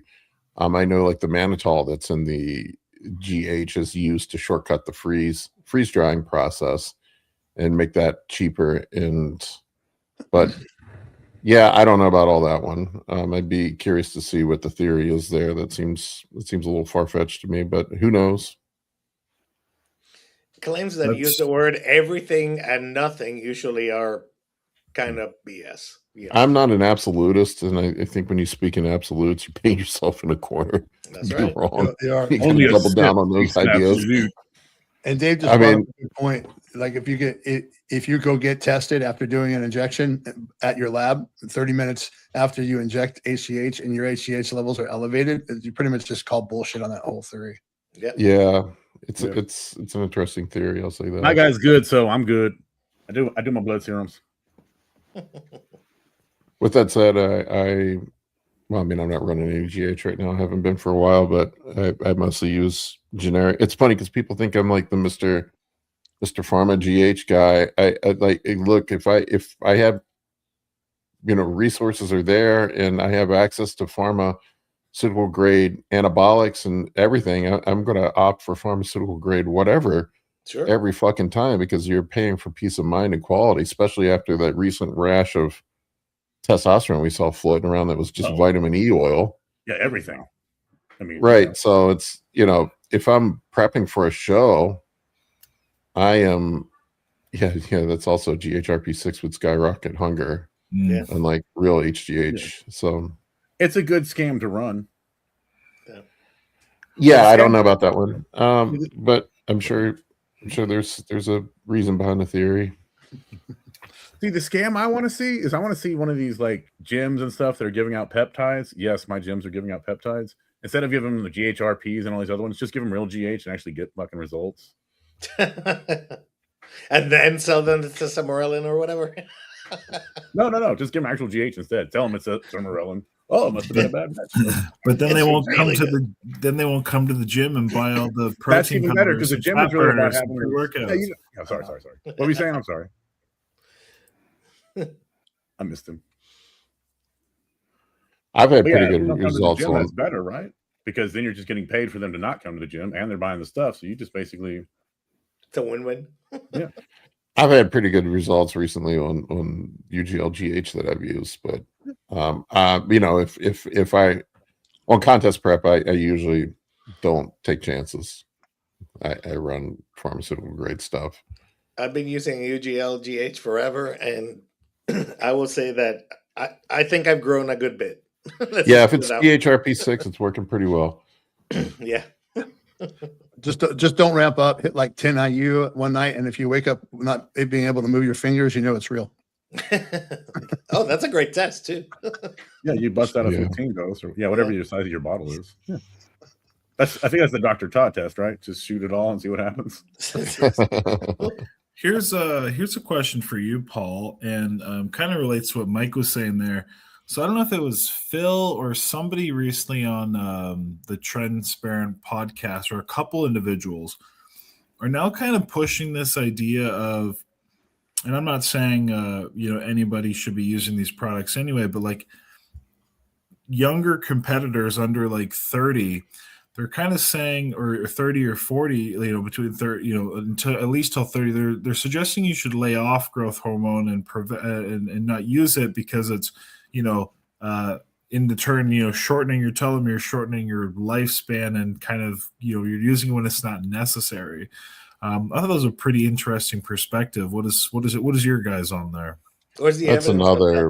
That's another old school bodybuilding thing, is that you need to serve your time before you take this, and that you shouldn't be taking it in your. All I ask you is, do you think Andrew Jacked and Phil Heath and Nick Walker waited until they were 30 to take GH? Well, I tell you myself. I mean, you can look on TikTok and see some 20-year-olds nowadays, and they didn't wait. So you never know, right? Well, I mean, I could see the argument that if you're younger, you already produce more GH, obviously, than as you get older. So there is that. So you're just adding to what you're naturally producing more. Right. So I saw a peak production. I recently saw a study. It was between, when you're in your early 20s, you make between 0.6 to 1 milligram per day body mix of endogenous GH. So if we want to extrapolate that into bro terms, we're talking about 1.3 units to 3 units that your body is making naturally. Yep. That is not going to have the same effect as running 10. And I think a lot of guys that are trying to just get big as fuck as quickly as they possibly can, you're not doing it without using GH. Look, I'm not condoning that young kids go out and do that. I think probably the smarter approach would be to wait until you're a little bit older. I mean, your GH levels decline when you get older. But there is also and I think back about it now, like I never touched GH until I was in my 40s. And I had a lot of connective tissue injuries, tendon tears and stuff. and I'm naturally a small guy. Like I was 175 pounds when I graduated high school. I'm a super skinny guy. I don't have a big bone structure. I'm not a big, robust, built guy like, like some of these power lifters and strongmen are. And I don't know if, looking back in hindsight, if maybe if I had used some GH when I was in my 20s, that I think my strength, my muscle size outstripped my tendon and connective tissue growth, and my ligaments couldn't keep up with the mass that I had on my body, and I end up with tendon tears. Yeah. I multiple tendon tears. I tore both I tore both of my ACLs, tore my MCL, tore my UCL. I tore my bicep tendon. I mean, I've torn a bunch of things. That's an interesting hypothesis for sure. Yeah. So I mean, look, this is just me speculating, but I don't know. There's also the grumpy old bodybuilding coach. I'm old too, but there's the grumpy old bodybuilding coach that you kids shouldn't be doing. I love when guys get older and they're like, you shouldn't be doing this. I'm like, motherfucker, when you were 20, if you'd had cheap and easy access, you would have been doing every fucking thing you possibly could. Because we all know you were trying to get on the pro stage. Yeah. It's that, I know better than you now. Yeah. Now stuff. I mean, come on, man. It's the I've paid my dues thing, right? Like I mean, it's just like, to me, it's like guys putting a wall up, like you need to do this before you do. It's like the old gatekeeping. Gatekeeping. That's a word. Yep. Yeah, the gatekeeping. Like you hear that you have to lift weights for 5 to 10 years before you take PEDs. Like, come the fuck on. Do you think? I was told that. I was actually told that recently. I should have taken them sooner. Yes, I should have taken them 20 years ago. Right? Well, not encouraging you young kids to do that, but I'm telling you, Chris Bumstead was at his peak when he was, 24, 25? Yep. Do you think that motherfucker waited until he was 25 to take GH and run a cycle? Come on, man. That dude was doing tren in 7th grade.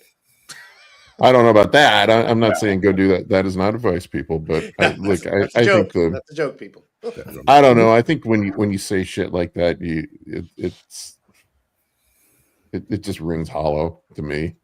I was gonna say all the bros are rejoicing because Paul's saying go. He's giving the thumbs up.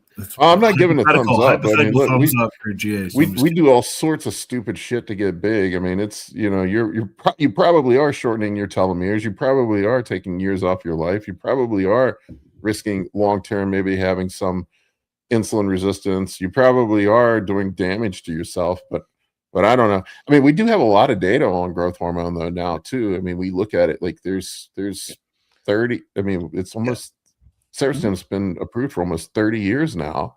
So, and there's 30 years worth of data of guys running 18 units per day. Yeah, GH's safety profile is a lot better than anabolic steroids. Yeah, so safety wise, it's probably better. Yeah. I was going to throw this out. So my son had a deficiency in growth hormone, my middle child, who's now taller and bigger than me. And he was on growth hormone, now that I recall, and he would do the shot, the daily, I guess the pen. So I imagine, I really don't recall what the dosage was, but he did this at the age of, I think he was 11 through 13, 14. It was before his bone plates fused, right? His growth plates. Never had an issue, never had a problem, never had anything except he started growing at a normal rate, which he had stopped. He was really short and really tiny. So thinking of that, yes, it's anecdotal. Yes, it's an N of 1 case. But the fact that at that age, for that situation, he didn't have any issues makes me think that, to Josh's point, that the safety profile for growth hormone is fairly high, compared to like, I don't know, testosterone or something like that. But again, this is an anecdote of my child's experience. And he did have a medical condition that called for that treatment. So people of the internet who are listening to this, big giant asterisk when I share the story. But it was like Josh was saying. I mean, if you look at the clinical data, HGH has a safer, has a better safety profile than anabolics. Yeah, for sure. Yeah, safety profiles. Yeah, exactly. And this whole thing about shortening telomeres and all that stuff. Dude, anything that you do to increase mTOR and lower AMPK is going to fucking take years off your life. Yeah. Bodybuilding, being 290 pounds, eating 6,000 calories a day from chicken and rice ain't great for longevity. How many 250-pound 80-year-olds do you know? I mean, it's just like all the shit, basically. I mean, everything we're doing to ramp up mTOR, lower AMPK, all this stuff is shortening. Look, we know the rest. We're getting into the shit. Yeah. Longevity and bodybuilding are not congruent. Bodybuilding success are not congruent goals. Yeah. Ultimately, it's a personal risk assessment. Now, the question is, how young and how wise do you have to be to have a valid risk assessment for yourself? But ultimately, you are responsible for yourself, right? I think we have a crew here who's very much into self-determination and not having other people tell you what to do. So, but yeah, I don't like the gatekeeping stuff. Like, you should wait. No, look, being pragmatic about it. Like, I think there are some basic things you need to do. Like, you need to learn how to fucking lift weights. You need to learn how to eat. Yep. I think if you master that, and then it does make sense to eke out your natural, maximize what your natural gains are. Mm-hmm. Yeah. And then, but if you want to take it to the next level, then you start doing. To me, I think the foundation of starting cycles would be the bioidentical hormones would be test and GH. Mm-hmm. Why wouldn't it be? Mm-hmm. Those are the young kids. Those are the two safest things. I think they would be better off doing that than super draw and SARMs. Yeah, and think about the adjustability of the risk assessment as we age too. Like, you see people now like Dave Bautista and is it Bautista? I guess Dave Bautista and The Rock shrinking, dropping down in size for longevity purposes. Now that they've hit 50 plus. Yeah, it's like, did you guys expect The Rock to be huge forever? What? Right. At some point, dude, he's my age. At some point, he's got to. So do we call him the Pebble now? I guess. I guess so. Wayne the Pebble Johnson. Yeah, and that's a great point. I think because people are they become so used to seeing like a superhero or something a superhero like a movie star a certain way. That like I remember when the Rock's like pictures first emerged, like just like again like the rumors and the XYZ and the speculation and in the end he just said it's kind of for health and that's it. I mean, exactly what Paul and everybody's been saying. I guess bodybuilding is not a healthy sport per se, and it isn't made for longevity. So get it while you can. Longevity is absolutely a bell curve. I mean, on one end, you're going to have low longevity if you don't give your body any demands at all. Inactive, sedentary people. And then up here is the sweet spot where you're giving your body appropriate demands. You're pushing it a little bit, but you're healthy. You're not pushing it too far. Mm-hmm. And then when you get to more advanced bodybuilding, where we're pushing past that governor and we're more muscular and leaner than our body would like to be, and we're asking more of it than it would like to be asked, then the longevity starts going down again. That's just how that works. I like the example that Paul gave of Dorian Yates now as before compared to before. Like, that dude looks phenomenal for 60-something. Dorian looks amazing. Jay Cutler, I mean, he's still big, but he's obviously not as big, but he looks super healthy too. So there is a road that you can thread, or a needle you can thread somewhere in here. It's called moderation. Yeah, exactly. It's moderation. Yeah. I don't know. I just have, and it's no offense to any of those guys. I'm friends with all of them. I love all of them, but I just like, I don't know. It just sounds a little pretentious telling people who are, blasting equipoise and testosterone that they shouldn't take GH. Like, they should wait to take GH. I just don't understand the logic there. It's the same as those bros saying like, take all the GH or the EQ, but Retta, that's a bridge too far. Yeah. Oh my God! Everybody with Retta. Yeah. Well, there for a while, it seemed like the taking GLP-1s was cheating thing had calmed down, but it seems to have resurfaced now, and everybody's getting their panties in a wad about that. Just be tough, man. I'm like, well, if you're fucking tough, don't take anything. I was gonna say, isn't bodybuilding built on cheating? Yeah. Like, we're cheating the whole system, your whole biological system. That's literally what you're doing. Yeah, we're biohackers. Yeah, I'm gonna biohack, except I'm not using that one because it makes it easier to diet. I don't. I'm not doing that one, man. That's Like soft. Josh said, if you want to be as brutal and as tough as possible, just be a natural bodybuilder. Yeah, there you Yeah, go. just be fucking natural. But That's brutal. It's not like the judges have like a suffer-o-meter that they put in front of you when you're lined up. Like, That would be more suffering? fun, though. I would love to laugh at that. Like, oh, look at this one. What a sucker. Yes, look, this guy's like 9.5 in the suffer-o-meter. Let's give him like a better placing. No. We give him 15th because he sucks. Yeah, You suffer too much. it's the look on stage. You look good or you don't. That's all there is to it. You present it well or you don't present it well. Anytime a generation finds out that a newer generation has found an easier way to work smarter, not harder, they resent it. That's just the natural life cycle. Turn off my lawn. How dare you eat a steak I walk with to a school fork and a uphill both knife? ways. Supposed to only use your hands. How dare you use a fork and a knife? Makes eating easier. Yes. I mean, they have ruined video games for me. I'll never beat the Tetris record with all these new strategies they have. Amy, what is that on your water bottle? The blue, is it the spout? Oh, this thing? Yeah. This is supposed to prevent you from getting a lot of wrinkles on your upper lip from drinking out of a straw. That is Really? next level. Wow. Learn something new. Well, I'm Amy, gonna sell that. Amy, we'll shoot me that info later so I can buy that for my wife. She will appreciate it. And It she has will a- laugh. She will laugh. It has when I a send somewhat punny name, and I can't remember what it is. Like I'll Like think of lip it. But yeah, slip or it's something like that. See, we're talking about longevity. That's longevity. Exactly. Not bodybuilding, guys. Straw Hacking the system. modification. anti-aging system. comes in many forms. That's right. Mhm. Yes, Oh, that's I good. Yeah. like it. I'll send you the link. You can give it to her. It'll be a good stocking stuffer kind of present. Yeah. Oh, totally off topic, but since we brought up Jay Cutler, did you guys see the look on his face when they announced that Hottie was in third? Yes. Like he's standing there holding it, like the little model's standing next to him, looking all cute, and like they call it, and he like kind of does this. Really? It was I'm so funny. gonna have to watch that. What, Yeah, what- that's what- pretty like, funny. like Hottie got a gift kind of look. Well, it was kind of like he just seemed like he seemed like confused that they were calling Mm-hmm. Hottie's name. It was really kind of funny. I thought Brandon Curry was third.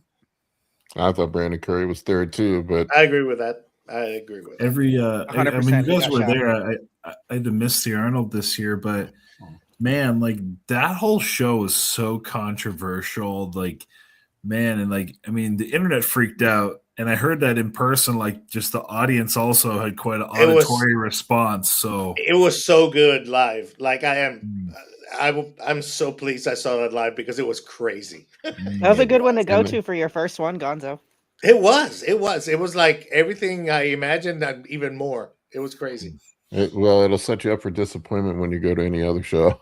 Yeah. Although the Detroit was great, it's just smaller. It was Yeah, very- my, it was my great. wife was asking, but we wanted to go to the Olympia, and I said my crew told me not to bother after the Arnold. just wait for the I next mean, the Arnold. Olympia's fun, man. It's just Yeah. expensive. It's Oh, is it's it? Vegas. Oh, well, I mean, Uh, I like Vegas overall. have The more show, than the Vegas show will be itself, the show itself just seems like it never fucking ends. It just goes on and on and on and on and on and then on for some more and then on for some more, and you're like, I couldn't even stay for the whole Fit thing. model. Yeah. It's And gonna added, be even right, longer added this fit model. year. Oh man, I stirred up some controversy this week. I made a post about being pissed. The more I think about it, there's no Masters Olympia, right? Yeah, Right. It's not in Because Vegas, of right? they do it every other year. And then there was also the whole controversy last year where the promoter never paid any of the competitors. Mm. And yet they're having fit model in the Olympia this year and no Masters Olympia. Like to me, I'm sorry, that's fucked up. I mean, my guess is that the promoters are thinking that people are more likely to watch the pretty girls than the old. Yeah, guys. I mean, this is just obvious, like business. Dude, I mean- is anybody like, let me ask you, Gonzo, are you booking your flight to Vegas and getting your hotel room to go see fit model? no. Right. No. No, nobody gives a fuck about that. I'm sorry. Yeah, no, I'm just gonna say it. Nobody gives a fuck about that. There are 30 girls in my gym right now could not prep and get up and do fit model and do well. I'm sorry, that's not bodybuilding. Yeah. No, I mean, I think that it's fine. I really do feel like if they want to keep Fit Model at the NPC, like whatever. But I'm with you. I disagree that, or I agree that it should not be on the Olympia stage. Like keep it in the NPC. Just like the transformation category. Yep, exactly. Like not It's every just- category needs to be on the Olympia stage. Everyone doesn't have to be involved and included in every fucking thing in the world. No more participation trophies. They just want to give they just want to give like the girls that work the Olympia booth something to do at night. Right. Maybe. Get on stage. Maybe. Yeah. You know, I already have issues with like my wife and my daughter saying like, "Dad, you're just doing a boy pageant. You realize that, right?" And now this is giving them ammo right here. Like, see, told you, it's a pageant. See, All while removing other women's categories who have been in the industry for years and years because And they working can't hard. afford it. Working hard. We can't afford to have figure and physique in women's bodybuilding, but we can afford to have Fit Model. Mhm. I was having a friendly debate with another pro bodybuilder about it. He's like, nobody wants to see old man ass on the stage, which okay. But Right. I'm like, does anybody want to see Fit Model either? I mean, seriously. I mean, You Like- can maybe see not that for anywhere. Like you can literally see that anywhere. Like you said, Paul, there's 30 women in your gym who look like that just walking around. Yeah. I would bet you Wanna just see nobody's hot watching chicks. the damn Fit Model at the Olympia. No. I'm gonna bet you it's going to be the least watched thing there. They have a fit Um, model. I mean, imagine having a Masters Olympia where you had, not that he would do it, but you know, like if Jay Cutler dusted it off Yeah. and got up there with Kamal and, you know, Kyrie. Brandon Curry decided to go and do, you know, yeah. I mean, you mean That would be people want to go interesting. see that? I'd see Yeah, it. people would watch that for sure. I'd I pay think money for that. that'd be- yeah, I mean, I think it'd be hella interesting Mhm. because you know these are names and or again sometimes it's just amazing and phenomenal to be like this guy is 60 or 70 or 50 45 you know years old. I remember I met a guy at the gym. He was man, how old is he? Like 70 something, and this guy is, I mean, don't get me wrong, you could tell he was big at some point and he's still massive, and you're like, you're 70, like bro, like it's just it's almost something to marvel at, you know what I mean? Like I was at the Tampa last year, and the guy that won the Masters there, I don't remember what his name was. I'm sorry, dude, if I forgot your name, but he decided he was going to dip his foot into the Open. I think bro got like 6 in the Open, 6th or 7th. that's impressive. So yeah, I'm like, you know, Hey, and as technology gets better and our understanding of human health and optimization gets better, lifespans are going to expand. So at some point, growth hormone. It's going to kill you. no, really, Don't start until honestly. you're over 30, though. Yeah, but like 50, 60 might be. I mean, we've had the conversations that since we had growth hormone, there's 40 and 50-year-olds now that have no business looking everywhere. like they look. Yeah, They have no business looking as good as they Everywhere. look. You I'm know? sure I pissed the entire bodybuilding world off today. I usually don't like to dabble in controversy, but there was just some idiotic stuff being said this past week. Yeah, I see some idiotic stuff too, so feel free to call me out on the dumb shit I say. We should just all be idiots safely. Sometimes you got to clear the air. It's okay. You know? No, I love all these guys. I don't mean any ill. We're all brothers in the same journey, but we can disagree respectfully. That's fine. It's not an attack on their character. It's just an attack on what they said. No, there's a difference between attacking somebody's character and their ideas. Now, there are some people that are just assholes. There are those guys out there. President, Unfortunately, lots of people have no idea the difference between those two concepts. Yeah. Yeah, you can, you know, and look, who's the fuck say I'm right about everything? I don't know. There's plenty of shit I go back and look at some of my old content. I'm like, fuck, I said that. Probably should take that down. all right. That's great. It'd be interesting to see where they actually put that division in the lineup, though. And I know, like for me, I might be not a good person to opinionate on this, considering that if I wouldn't even watch bikini if it wasn't on the same night as the Open. I mean, I'm kind of the same way. No offense, Amy, but No offense taken. I can say as a bikini competitor, that addition of Fit Model to the show day experience is not great. So no matter where they put it, and that's the other challenge, Mike. And this is somewhat the problem with the women's categories in general, is the way they pace or the way they do them at a lot of shows. I really feel like they should go from the least muscle to the most muscle divisions in the way they run a show. So fit model should be first, right? But what they typically do is they do figure first, and then they do wellness, and then they do fit model, and then they do bikini. So it's like, it's so jumbled. I don't know. It'll be interesting to see where they put it, but ultimately, do I think people are going to hang around and watch it? I mean, maybe the first year for the spectacle of it all, because it's the first year, but I honestly, I don't think it's a category that's going to keep people's attention as it is, which means it's going to morph, which means it's going to push all the other categories, which then, like Tanya said, is going to continue to edge out the more, the other categories. And then what comes next for, what comes next? I want to know where the men's fit model division is. It's coming. It's coming. Keep those memes coming, guys. Whoever's making those memes of what it might look like, keep doing that. They're hilarious. Isn't that the guys that had like the weird looking suits with shorts? Yeah. Those guys. Yeah, they do it with like makeup and crap. And look, like I'm all for growing the sport and getting more people involved. And I understand they're running a business and they're trying to grow the business, but and that's cool. That's fine. That's fine. I don't have any problem with it. But it's nothing against the fit model division. But god damn it, man! Like the Masters guys are getting screwed. Yeah. Mm-hmm. And I heard that it's not as big of a draw. And I'm like, well, have you been to a Masters show? I guarantee you, there's more Masters competitors in most shows than there are fucking fit models. Yeah, I was gonna say there's a lot more older people than there are younger people. There were how many people were there at Masters Nationals? Masters Nationals is 4 days long.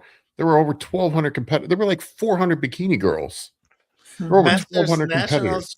Masters Nationals can bring their wives, kids, and families, and because they're older, that's a lot of people. Yeah, that can come watch. Wives, kids, grandkids. Yes, you can sell a lot of tickets and a lot of pay-per-views with that. I'm just saying. Or whatever. Bring the Masters Olympia back to the U.S. It doesn't have to be a part of the regular Olympia, and just bring it back here and let somebody like Gary Udit run it. And just have them guest those around Vegas the week of the Olympia, the Masters. Or do it in Puerto Rico, like they're doing that Puerto Rico Open. It's still U.S. territory. Mm-hmm. It's a easy place to create content, and that's easy to get to. It's a 2-hour flight from Florida, and you can get all the do that and the fit model bikini people down there too. You're on the beach already. Just do that. Do men's physique down there too. Heck, I don't know. Spitballing. I don't know. I'm just, it just pisses me off thinking about it. Not that I'm I don't know. I just know a lot of really, like I'm thinking about it like this year. Why should I go back and forth on whether or not I want to compete?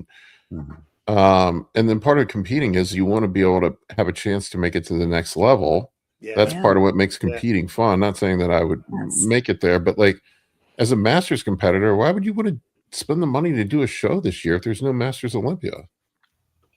Do you qualify for next year though, right? If you win a show, yeah, but that's a fucking year away. Yeah, and a whole other. Like you do all this work to get in. It gets harder to prep as you get older. Yeah. Well, and let's talk about the quality of physiques too, right? Like if you watch Masters Olympia, I mean, there's some incredible physiques at that level, even on Masters competitors who are in their 40s and 50s. I mean, the guy who won the thing last year, I mean, Dorian, yeah. And I mean, Phil looked great too. Kahar. Yeah. I mean, seeing those physiques is more entertaining than watching men's physique. I mean, no offense, Gonzo, but that's okay. I'll probably do classic next year. I'll wait till Paul tells me. But all kidding aside, I found the sport late in life as a Masters person, I guess, just because I aged into it. I would like the chance, even though it's remote, I know that probably never happened, but to have the possibility of taking it to whatever the next level is, like Paul said, that would be nice, man, rather than getting just shut out because of the pageant girl, I'm just saying. It's ageism, and we should be talking to our attorneys for being discriminated against. Ageism. Maybe. But, I don't know. It just bothers me. Like The whole Japan thing last year was a shit show. Yeah. All those guys that went over there and did it got fucked. Yeah. You know, I mean, it's cool to take a trip to Japan, but man, I mean, let's be honest, the majority of the competitors were American. So, and then you got to take a 20-hour flight and spend. I mean, like if I thought about it, like if I had competed last year and qualified, I don't know that I would have spent the 20 grand to go to Japan. Wow, 20 grand. Oh, that becomes a family trip. It's not just the 20 grand. Yeah. At that point, you just make it an Your family's experience of going. a lifetime, no matter if you compete or not or whatever. It's gotta be. So those Yeah, guys then to this date have not been paid. Paul, do you know that? Yeah, no, yeah, they didn't pay the competitors. Still, As far as I know. No, Did they? they've talked about they have gotten paid. Yep. Yeah. I mean, at least I think- Phil I think- Kahar has come on and said that they did get paid. I think Jake Wood stepped up and paid people, Yeah. Oh, which I have to give him credit for that. Yeah, somebody in the what I heard. organization paid him, and then apparently since there has been some rectification and apology from the Japan division, but you know what that means, I don't know nothing. Yeah. Well, the promoter in Japan got his sanction pulled, so he's not going to be able to do any other shows. So Well, it sounds like somebody was broke. That's what it sounds like Yeah. to me. Yeah. Oh, they were Um, counting on Well, I mean, I guess we extra see why tickets. there's not a Masters Olympia 2 years in a row, right? I mean, the last guy didn't make any money and just robbed the place. Well, I yeah, mean- but that's not lack of interest, though. That's a bad business practice. Yeah, it's a bad promoter. I don't know, but like Yeah. to me, like they already have the Olympia going on. Just put them up. You don't have to put them up on the main show at night. Just do it during the day at the expo. Yeah. Just have the guys compete at the expo when everybody else is doing prejudging. Honestly, yeah, Paul, like what Paul's saying, I'm just surprised they don't do that, because it would just be another way for them, honestly, to earn money, to earn revenue. 100%. They have the whole expo going all day anyway. You know, what's one more thing to add? Like it'd just be, you know, and that's something that I think is pretty interesting. Some people at least be very interested in watching Masters bodybuilding. You're at a bodybuilding convention. You're at the Olympia. Like, duh. Well, it's added value that would cost them relatively little as an investment to put. I would imagine. I would have to actually analyze that, but I would guess that the investment would be relatively small for the return they could expect out of it, with added people, sales, time, tickets. I mean, it wouldn't really cost anything to add it to the Right. show. I mean, they're already there, and they already got the judges there. They've already got the stage set up. It's just I mean, built. Yeah, absolutely. It's just logistics. It's just If logistics. they wanted to do a separate show, just do it in Pittsburgh. Let the IFBB run it. Let Gary do it. He puts on great shows, and Mhm. just do it there like they do Masters Nationals. Let the same people that run Masters Nationals do it. Yeah, have Tim Gardner do it. Yeah, Tim does great shows too. Yeah.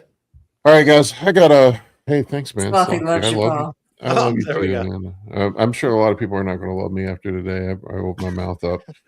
I'm probably pissed some people off, but I'll take care whatever. of Oh, the fit model competitors are coming for you in their big bottom bikini bottoms, Paul.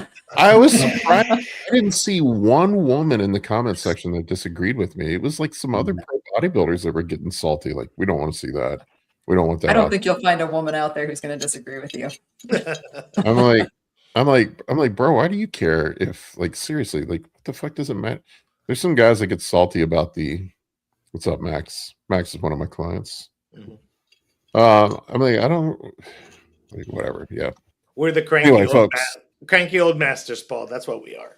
Yeah, we're cranky old masters. I don't know. I may never even compete again. Who the fuck knows? But The people who get upset with you when you say that about when you criticize the fit model are the guys that just want to watch them on stage. Let's be honest. You know what I mean? You can watch them anywhere. Like, go outside. There's the fit gym. models all Yeah, over the yeah, place. yeah. There was a fit model pro at a recent posing workshop that I went to, and honest to God, if she didn't say that, I wouldn't think she went to the gym. Really? Wow.